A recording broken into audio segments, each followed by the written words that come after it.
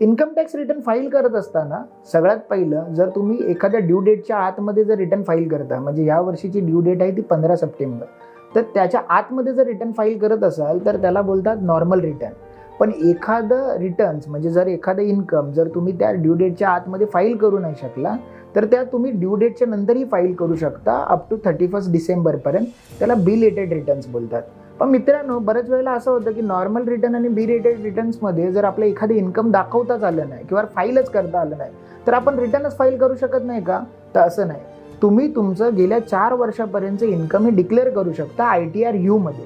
त्यामुळे जर तुमचं असं काही एखादं इन्कम जर डिक्लेअर केलं नसेल किंवा तुम्ही जर एखादं रिटर्न तुम्ही वेळेत फाईल केलं नसेल, बिलेटेड पण फाईल केलं नसेल, तर तुम्ही त्याच्यावरचा अतिरिक्त असा इंटरेस्ट आणि एक्स्ट्रा असं टॅक्स भरून तो तुम्ही रिटर्न फाईल करू शकता.